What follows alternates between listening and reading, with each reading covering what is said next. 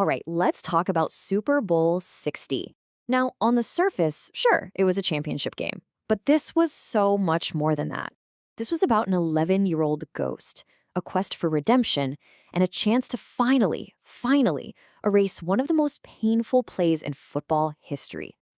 To really get the sheer weight of this game, you've got to understand the history. We have to rewind the clock more than a decade, to a moment that Seattle sports fans have tried and failed to forget. Oh yeah, you know exactly which one I'm talking about. Super Bowl 49.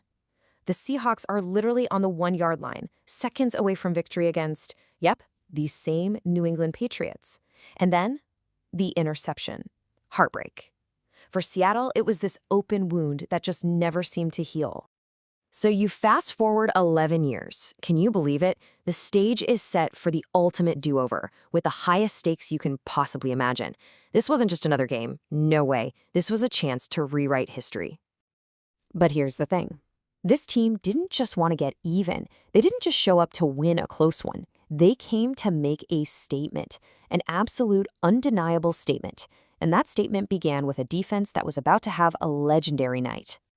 Really, the whole story of this Super Bowl was written by one group, Seattle's #1 ranked defense, a crew that had earned itself the perfect nickname, the Dark Side. And let me tell you, they lived up to that name and then some. I mean, from the very first snap of the game, they just completely smothered the Patriots' high-powered offense. It was a masterclass in defensive football, just suffocating. They were all over the Patriots quarterback, Drake May, all night long, sacked him 6 punishing times. The poor guy was just under constant fire with nowhere to go. And then you have this number, which is just staggering. 0. That's how many points New England scored through the first 3 quarters. Not 1 quarter, not a half. 3 full quarters in the Super Bowl without putting a single point on the board. That's just unheard of. I mean, just look at this stat line. It tells the whole story. The sacks and the 3 turnovers are huge, of course. But forcing 8 punts, that's the real killer. That tells you the Patriots' offense couldn't do anything. They couldn't get a rhythm. They couldn't even stay on the field. It was so dominant that the announcers calling the game were basically at a loss for words. They were already calling it one of the single greatest defensive performances in the history of the Super Bowl, period.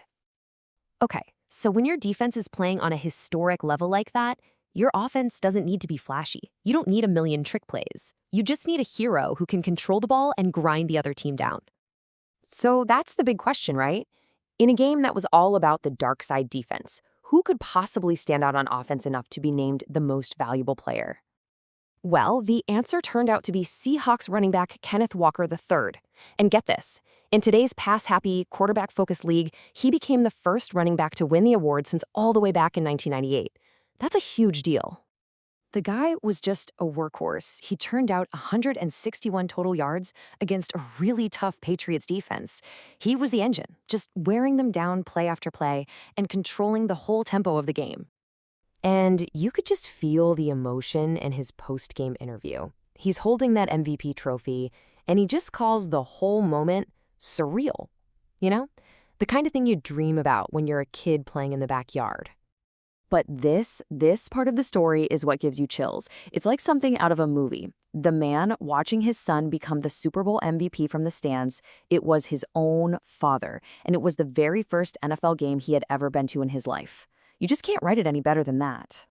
So, while the teams are in the locker rooms catching their breath, the field gets transformed for a performance that, honestly, made its own kind of history. The halftime show wasn't just a concert. It was a genuine cultural landmark. Bad Bunny took over the world's biggest stage and just delivered. For the first time ever, the halftime show was headlined by an entirely Spanish-language performance. It was this incredible, high-energy celebration of Puerto Rican pride and Latino culture. Just a total party. And people loved it. The reviews were amazing. Critics were calling it revolutionary, a massive cultural milestone. It was this huge moment of joy and pride broadcast to over 100 million people all over the world. All right, so after an incredible history-making halftime show, the teams came back out. It was time for the final act of the night, Seattle's Redemption, 11 years in the making. And in that fourth quarter, Seattle didn't just hang on to their lead. They put the hammer down. First, their kicker, Jason Myers, calmly sets new Super Bowl record with his 5th field goal. And then the perfect ending. The dark side defense gets a touchdown of its own, a 45-yard pick six.